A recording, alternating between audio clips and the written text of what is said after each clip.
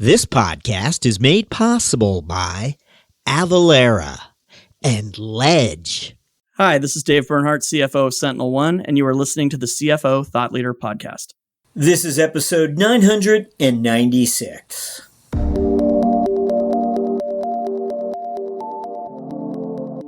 Just like Excel, AI is a tool that's going to be used, and I think it's going to free up resources so people can sort of focus on things that are more fun, right? Using AI to free up time and automate some of the mundane and ordinary tasks and let them really focus on some of the more fun work is what we're looking to do. But look, there's all sorts of use cases. I'll give you an example. Prophix has a feature within our platform called Report Insights. And what it does is it uses, AI-driven narratives to write out variance analysis. I've played around with it. It's not 100%, but I think it gets you 80% of the way there.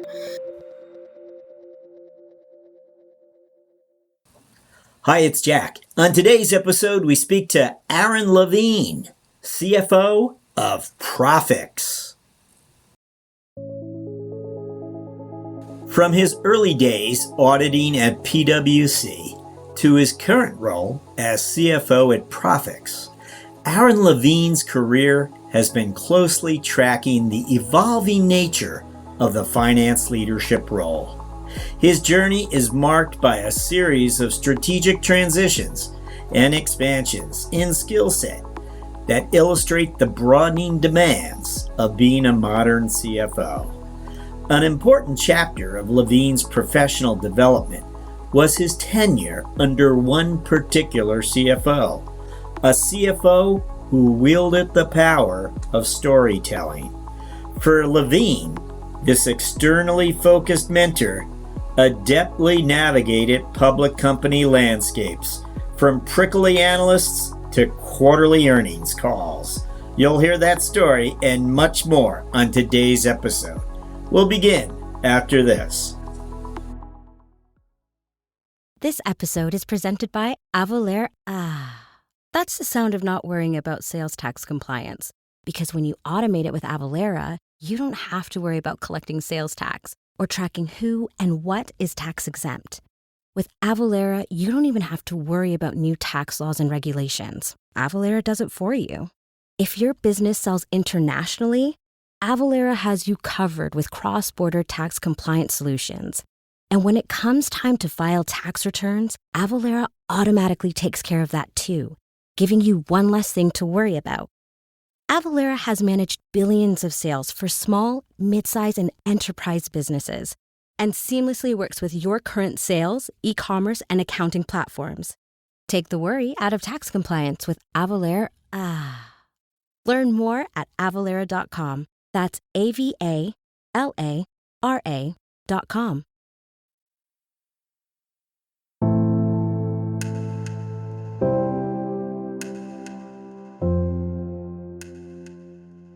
Hello, we're speaking with Aaron Levine, CFO of Prophix. Aaron, welcome. Hi, thanks for having me. So, Aaron, as we always do, we're going to ask you to look back, and what we want to know are those experiences that you really feel helped prepare you for this role. There are lots of experiences that perhaps didn't, but these are the ones that did. So we're always trying to figure out why that is, what you took away. When you look back, what would you share with us? I think the role of the CFO has evolved. Today CFOs are tasked with so much, right? They're tasked with accounting, they're tasked with financial planning analysis, M&A, systems, operations, capital markets, right? The role has just, expanded. So I think, over my career, as I look back, it's really sort of filling out, some of those different, functional areas inside of the CFO role. So me, like many others, I started my career on the accounting side in audit at PwC. So I kind of came up that traditional accounting path. So I started at PwC in the DC office in the audit practice of the software group. So I've been in software, my entire career. Hey, Aaron, can I ask you, we're always curious about the big five accounting houses. Now, this PwC office was in the metro area, is that right? So was it in Virginia or where was it exactly? It spanned both Tyson's Corner, Virginia, and downtown DC. That's right. A lot of the tech community is out on the Virginia side, so there was dual offices. Well, we know you stayed in software as you suggested to us. So when it came time to move beyond PwC, how did you know? How did you know it was time? And is it a controllership role or assistant controller? What do you want to step into? What do you step into? Yeah, I think like a lot of people, right? You're there for a few years, you get the experience, and you say, "Hey, this is not probably a career journey for me. I'm not on the partner path." And I think that's definitely where my head was. So I did. I took a role at a very small public software company. It was actually a client of the firm called Visual Networks, and I came in as a technical accounting role, as a rev rec role. I mean, do you feel less freedom, more freedom? What it's about? Totally different environment for sure. I think the answer is both, right? It's less freedom in some ways because the role is more defined in some ways, right? It was a rev rec role, so my focus there was really rev rec and technical accounting. Whereas in audit, you're doing different areas. You're sort of getting a broader view of the business that you're involved with. So it's kind of goes both ways. When you do go onto Blackboard, is it more responsibility? It's a bigger company. What are you looking for? So Blackboard was a bigger company. So we sold Visual Networks after the exit. Visual Networks was a $50 million business, let's say. And then we sold that, went to Blackboard. So I stepped up in size. Blackboard was a $100 million business when I started. Similar, controllership duties, but Blackboard is a learning management system in the higher ed space. So many people, have used Blackboard or know of Blackboard through their own education experiences. But Blackboard is kind of that, like I said, that learning management system. It's that website where your syllabus is, where you take courses. So again, many folks have used Blackboard over the years. But I was there for a big run. Again, public company, controller. I was there from around 100 million to 600 million. So it was a big run. I saw a lot of scaling of the business, certainly scaling of the finance and accounting team. I really learned, a ton there just in terms of, building teams, managing teams, but in terms of systems. So a lot of systems work, back end, and really what's required to scale a business to that stage. So, Aaron, here's what we would like to know. You came through the traditional door. You were part of the auditing practice at PwC. Were you ever at risk as you moved on and climbed in your career of being labeled an accountant? Did you have to at times try to, push some doors open so you can get some more FP&A experience? I think absolutely. So my first, like I said, my first 3 roles were in accounting and the accounting path. At that point, I was like, hey, I've got this accounting stuff, down for the most part. I've got some M&A experience down. I've got a bunch of systems and sort of infrastructure stuff, down. So what do I not have down, right? I do not have a checkbox next to FP&A. So that was my next move. So I left Blackboard after we sold that. We took it private, and I went to another DC-based public software company called Vocus. Today it's called Cision, but it's in the PR and marketing automation space. And I actually went in in a VP role, but I managed both accounting and finance. So we had a really strong controller. So the accounting was pretty much taken care of. So my focus there really was on the FP&A side. Did you know that coming in, or was that just a positive development? It really was a positive development. It's sort of right. Jobs are sort of what you make of them. So that certainly was my focus there. But it worked out great in hindsight, right? It really let me sort of get out of that accounting path and expand beyond that. So these are mid-sized firms, really. What is it about this weight class of company that appealed to you? I mean, were you ever tempted to go the large enterprise path and step into one of those roles inside a much larger company? or was it less appealing to you for some reason? Yeah. I think people are certainly drawn to, different company sizes, right? Different company sizes come with different challenges and opportunities.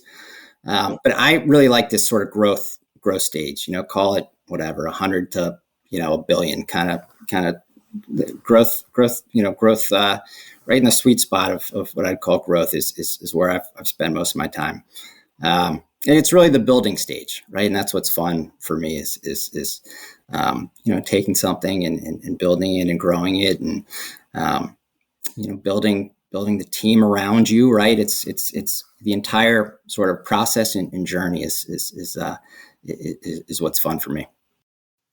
Well, what we're after is trying to get specific with you on an experience that you had as you grew these different companies. So many times it seems like you were involved perhaps in some of the M&A activities, and you had to go and do some due diligence at a company that was being acquired or potential merger partner.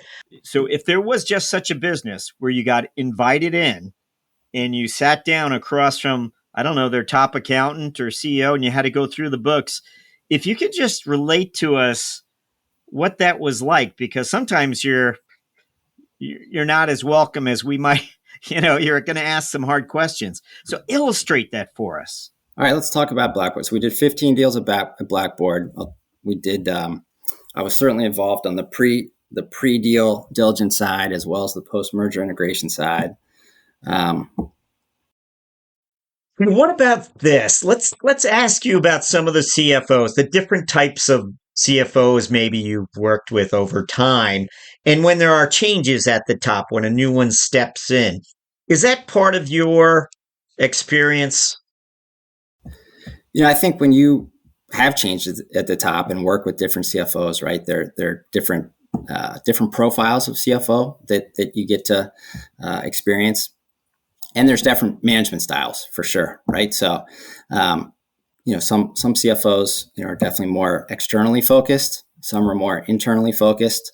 Some are, a little more forceful than others. They have different styles, right? So I think, in your career, you kind of take little different pieces from each person and sort of take what you like. Tell us about one. Pick one for us. So I worked with Steve Vintz, who was the CFO at Vocus. Vocus was subsequently acquired by Cision. It's now called Cision today. It's in the PR and marketing automation space. Steve's a great guy, still personal friends with him today. Very externally focused CFO. So Vocus was a public company. So all the things involved with, public company IR, we had the quarterly earnings calls, the banking conferences. He was, really fantastic at sort of managing that process, told the story extremely well, right? So he was, really had the story down, and he was a great storyteller, which I think is a fantastic skill in finance, because what we all do is we tell stories, right? And we tell them through numbers.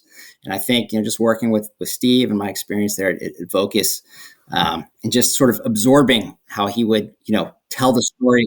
Having a ringside seat. Front row seat. Yeah. Exactly. Front row seat to it.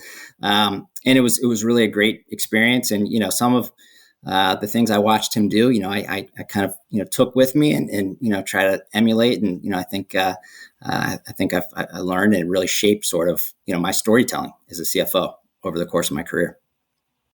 A great mentorship tale for us, Aaron. Thank you for that. We're going to move to our business segment, where we begin by asking you to tell us about Prophix. Now, we might have a few more career-related questions a little later, but we want to find out about this company, Prophix. Tell us about this company and what are its offerings today. And we know you're sort of a new arrival there. Is that right? Yeah. That's right. Yeah, I recently joined. I've been at Prophix just 3 months now. So really excited to be here. As you said, Prophix is a leader in the financial performance management space. It's based in Toronto. It's private equity backed by HG Capital out of London. We have more than 2,500 customers across the globe. We're really focused in North America, but we have business units in EMEA, APAC, Latin America. And as you said, we serve the office of the CFO. We have a product suite that really spans from account close, so account reconciliations, corporate consolidations and intercompany management, and financial planning analysis, as you said. So it's really a full suite platform. It's got best of breed functionality, and it addresses pain points along that sort of elongated work stream, right? Because if you think about it, it's really one sort of long work stream, right? From starting with the controller, closing the books, all the way through consolidating the books, and then ultimately through the FP&A group in the financial planning analysis function, spitting out budgets and forecasts. So we have a full suite platform that really spans this elongated close and planning process. And forgive me up front, I think you mentioned, is it private equity owned, or there's some investors behind it? Is that right? Yep. It's private equity backed, yeah. HG Capital out of London. That's right. And when did that happen? Is that 2 years back, or is that longer? Or They've been in the business for 3 years. So as you arrive, what is this CFO hire about? What chapter are you going to help Prophix open here? Yeah, look, I think as businesses, scale and grow, and there are different phases that requires, different skill sets and different experiences. So the prior CFO had been with the business, is still with the business. He's been with the business for almost 20 years. So he's got a long history with the business, knows the space really well, knows the operations incredibly well of the business. So he knows the business inside and out. He actually transitioned to a COO role now. So he is the Chief Operating Officer. I'm going to be working closely with him to sort of, continue to push the business forward. But yeah, HG was excited to bring me on. I was excited to join and bring my prior experiences to kind of take this business from 100 to 500 and beyond. It's a SaaS company, and I know you're well familiar with all the usual metrics and numbers, the unit economics as they're called. But what is it that Prophix is watching closely these days? But what would you tell us about a new metric or measurement that you're going to be championing or helping the company take a closer look at? You're right. SaaS obviously has been around for a long time. A lot of these business metrics are well established at this point. But, one thing where I spend a lot of time and a lot of focus on is really that whole go-to-market funnel. So I've seen businesses and plans in the past where, you add a sales rep and automatically, $1 million of bookings just automatically, appear with that sales rep. And that's just not how business works, right? So you hire a sales rep. They need to be supported by, generally by marketing, maybe by an SDR, a sales development rep that does prospecting. So there's really a whole sort of sales and marketing funnel that comes along with sales rep hiring, right? Because if a rep is not supported, by the funnel, they're not going to be productive. So, a big thing that I'm focusing on is really building out that sales and marketing funnel, right? What do the funnel metrics look like? So how much of the lead flow comes from sales, sales prospecting? How much of the lead flow comes from marketing? And then you drill in, right? So like within marketing, how much comes from, trade shows and events? How much comes from LinkedIn ads? And really sort of tracking the performance at a program level, right? So, how is LinkedIn performing and what are conversion rates at various stages? So that's an area where I spend a lot of time on. It's not easy, right? That's a data intensive project, and those are metrics that are that are hard to kind of nail down, right? Because there's a lot of moving pieces in a funnel. But I'm going to be spending a lot of time focusing on that. Well, whenever we nab someone like yourself within the first 90 days of having stepped into a role, we want to look over your shoulder at your priority list. What's on that list? What are the things that you need to get done during this first quarter, this first 100 days?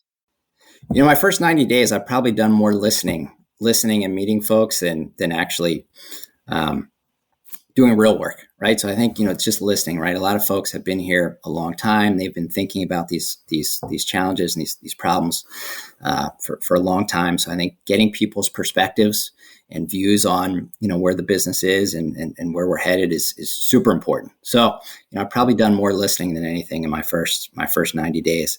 But yeah, look, I'm focused on, people, process, and systems. So, evaluating talent, right? Evaluating back office systems and processes has been a big focus of mine. So they implemented Intact about a year ago. So I think, that's fantastic. It's a great ERP, but putting a system in is really just step one, right? It takes love and care and refinement, over the years. So I think they did a great job getting it in and getting it implemented, and now we're using it. So now it's what's next with Intact, right? How do we continue to gain efficiencies out of the ERP? So and those are some of the areas. Yeah. And what about your finance team? Is there likely to be some additions? Do you think the team is the size it needs to be? You just need to, as you said, you're sort of on a listening tour that allowed you to understand better, I suppose, in part, everyone's contribution or role. Finance team's great, working at a financial performance management company. As you'd expect, we've got a robust planning and forecasting process. We rely on Prophix heavily. So I think, that is an area that's certainly in good shape. But look, there's always improvements, in the planning process. I think, tightening up a planning process is, it's an evolution, right? It doesn't happen overnight. So there's always areas to focus on. And frankly, a big focus will be on that go-to-market funnel and sort of go-to-market motion that we talked about. I want to touch on AI with you briefly. Can you provide some insight into the company's strategy for adopting and integrating AI technologies today? And how does this fit into your operations today? I think personally, we're in the early innings of AI here. I'm a big believer. I think there's a lot more to come. So we're evaluating AI like a lot of companies. We're looking for little wins.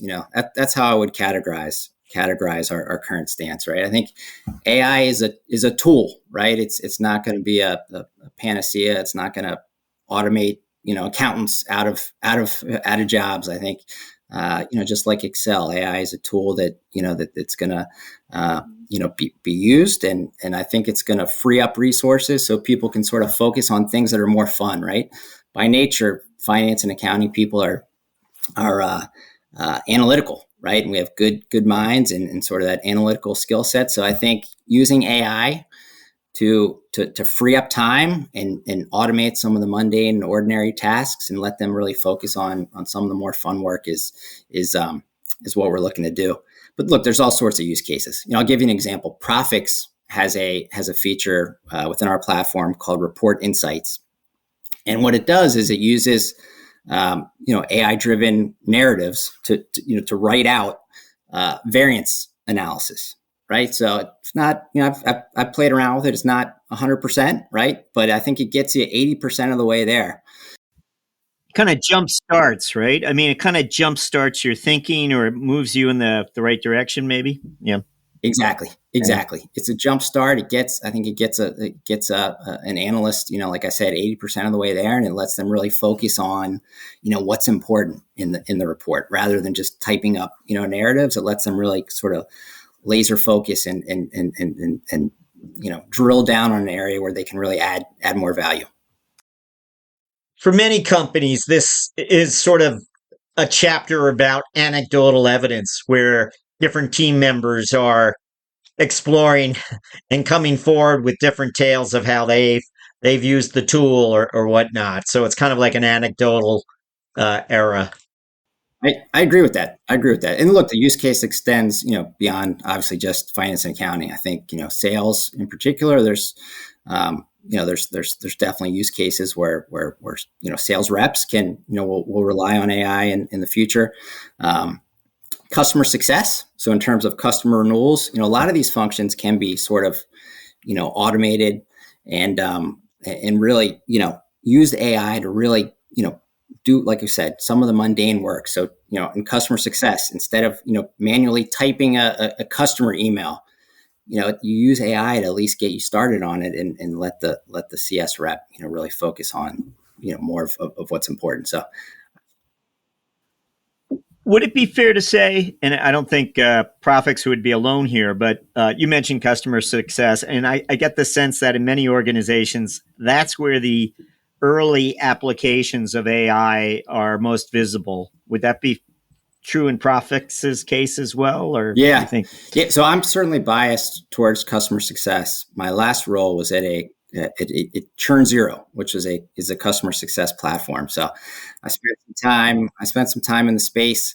And look, as a CFO, I love it. I'm a huge proponent of customer success because, as you know, retention is, extremely important metric, right? Growth and retention are sort of 1A and 1B in terms of financial metrics. So I'm a huge proponent of customer success as a discipline.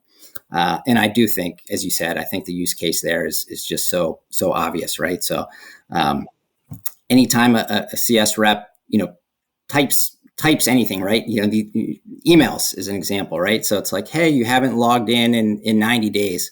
That can really be augmented through AI. So any text box, I would say, we should really look to AI to help, streamline those processes. We're up to our finance strategic moment, and we're looking for a moment of insight that you experienced along the way. It might have happened last week. It might have happened 10 or 20 years ago. Anything come to mind when we ask for a finance strategic moment? Definitely. Yeah, I'll give you one from Blackboard, which we talked about a little bit. Blackboard was very acquisitive. So we did 15 deals during my time there.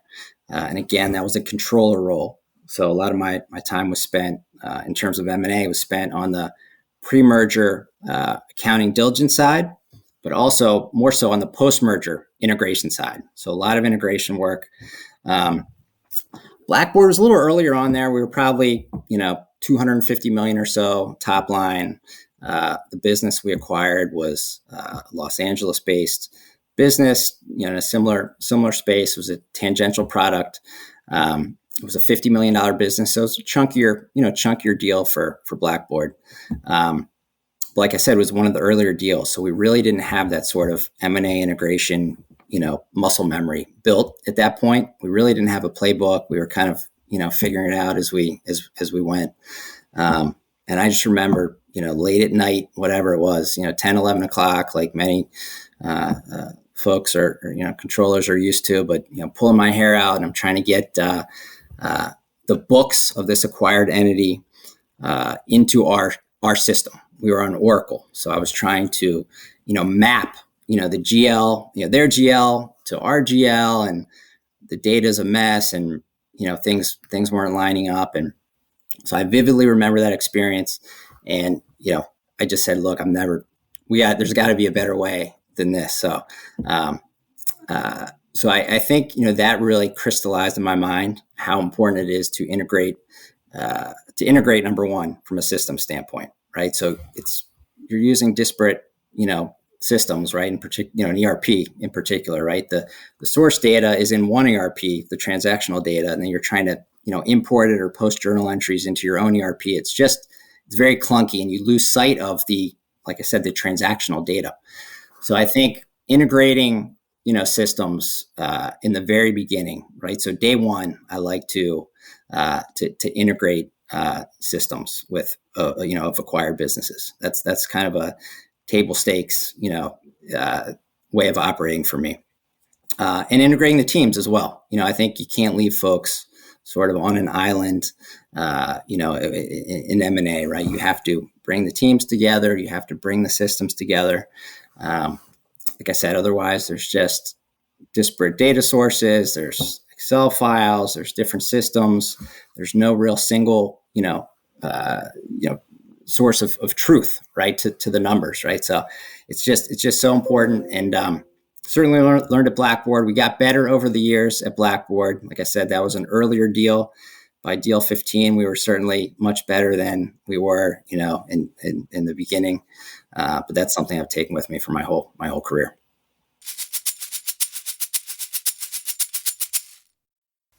You know the feeling A report deadline is looming, and your team is buried in spreadsheets with tasks like bank and payment processor reconciliations, journal entry prep, and cash flow reporting. But what if there was a better way? Ledge automates the tedious work that slows your team down, like high-volume transaction matching, journal entry creation, and even cash flow forecasting. Ledge glues all of your financial data together across your ERP, banks, payment processors, data warehouse, and more, and automates any workflow, no matter how complex or unique to your business. Get real-time cash flow visibility and make cash reporting and forecasting effortless while increasing controls and accuracy. And Ledge requires no IT or R&D resources. Ledge plugs right into your existing stack, so you can get set up in just a few hours. Imagine a world where your team can close the books faster with fewer resources. Imagine audit-ready data all year round. With Ledge, you can finally stop scaling headcount just to keep up with growth. Visit ledge.co. That's ledge.co to learn more about how you can automate your finance operations without the heavy lift. We're going to jump to the mentoring round, where we're going to ask you to look back and think to that first CFO role you stepped into, that first 60 days. There must have been something you didn't expect. If you could go back in time and maybe offer some advice, what would it be? I think as you build a career, right, again, you've got to sort of look at the different skills that need to be developed. So a career is a marathon. It's not a sprint. Don't be a rush in your career. Sort of take your time, develop, various skills in accounting, finance, M&A, systems, operations. And just don't be in a rush. Be thoughtful as you look at your career. Don't jump. Think about your next move, because I think it is very important. So that's one thing I would certainly tell myself, because early on I think it's easy to be frustrated in your career with the speed at which one is moving. The other thing I'll say is, look, it's important, super important to work with good people. We gave you an experience with one person, but you've got to have mentors. You've got to work with good people, even if they're informal mentors. You take certain things from different folks and you sort of, build them into your go forward, mantra. So those are a couple of things I'd point out. Yeah. Aaron, we always like to ask our guests to reflect a little on the personal side. We're wondering if there's something, and again, I think the Prophix people are just beginning to get to know you. So this question, but professionally, people might not know about you. Something something you've done, something you're known for outside of the professional world. Anything? Can I give you a habit? How about I give you a habit? I have a hat. I go for a walk every single morning with my wife. We leave the house. The kids get out of the house by around 7:30. We go for a walk from about 7:30 to 8:30, rain or shine. It's something we do every day. I think it's a good way to sort of start the day off. It's a good way for us to kind of, connect in the morning, and a good way to get some steps in. So. Oh, very nice. Yeah. Thank you for that. Would you recommend a book to us? Doesn't have to be a book. Maybe it's a podcast. Maybe it's something on Netflix. I don't know. Anything you care to? Never Split the Difference by Chris Voss. I read it recently. I've actually reread it. Looks like you're familiar with that book. It's fantastic. It's about negotiating skills. Chris Voss is a former FBI hostage negotiator. And he discusses, some of those skills that he developed and applies them to, his personal life as well as to the business world. So fantastic book. Great selection for us. Thank you for that. And finally, we're going to ask you to look forward. And what we'd like to know, and I think I mentioned this earlier, those 12-month CFO priorities. What would those be for you, your CFO priorities over this coming year, the next 12 months? Yeah. So again, I've been here just 3 months. So again, I'm still getting up to speed and meeting folks and, integrating myself into the culture. But, my focus is going to continue to be around, people, systems, and processes. We talked about kind of refining some of the go-to-market metrics. And I'm also going to look at kind of our back end back-end processes. So I'll call it more of an ops focus really in my first year here. Aaron Levine, thank you for joining us on CFO Thought Leader. Thank you.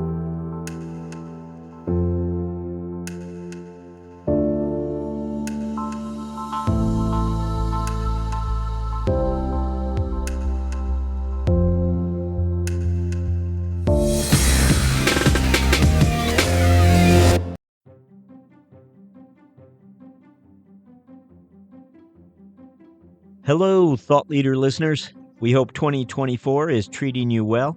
If you haven't already, we hope you'll pay a visit to CFOthoughtleader.com and go ahead and subscribe to our Mentoring Round newsletter, where we highlight the career lessons and moments of strategic insight shared by our recent CFO guests. Also, LinkedIn users, please go ahead and follow our CFO Thought Leader company page, and you'll be certain not to miss a single Thought Leader video debut.